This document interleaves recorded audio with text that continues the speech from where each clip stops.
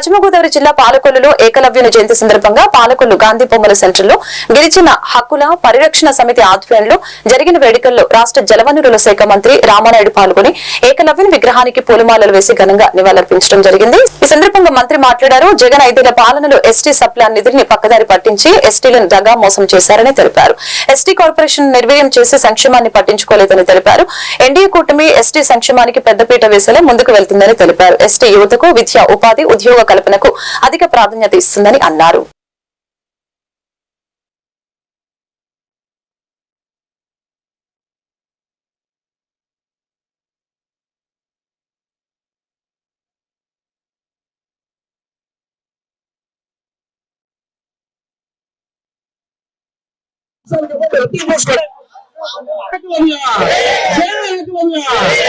గత మరేదైతే జగన్మోహన్ రెడ్డి ప్రభుత్వంలో ST corporation నిధులు కూడా మళ్లించేసి ఎస్టీ కార్పొరేషన్ ద్వారా ఒక్కరికి కూడా ఒక్క రూపాయి కూడా సాయం అందనటువంటి పరిస్థితి గత 5 సంవత్సరాల పాలనలో చూసాం.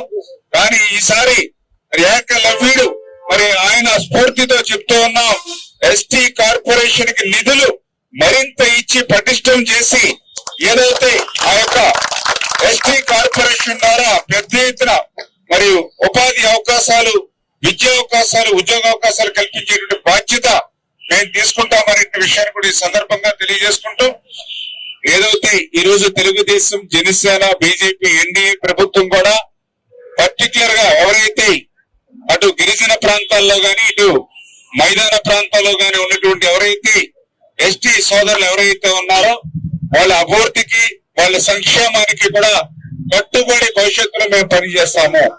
ఏదైతే మరి వాళ్ళకి గతం నుంచి వచ్చేటువంటి ఏదైతే కుల వృత్తులు ఏవైతే కొన్ని ఉన్నాయో మరి కాలక్రమేణా అటువంటి కుల వృత్తులన్నీ కూడా వాళ్ళకి దూరం అవుతున్నటువంటి పరిస్థితుల్లో మళ్ళీ వాళ్ళ జీవనానికి ఎటువంటి ఇబ్బందులు లేకుండా ఆల్టర్నేటివ్ గా మరి వాళ్ళకి కూడా మరి ఇతరత్ర మరి ఆ స్కిల్ డెవలప్మెంట్స్ ఏవైతే ఉన్నాయో వాటిలో వాళ్ళకి తర్ఫీదు ఇచ్చి తద్వారా వాళ్ళకి మంచి ఉపాధి అవకాశాలు ప్రతి పట్టణంలోనూ ప్రతి గ్రామంలోనూ కూడా వాళ్ళకి కల్పించేటువంటి బాధ్యత మరి ఎన్డీఏ ప్రభుత్వం తీసుకుంటుంది.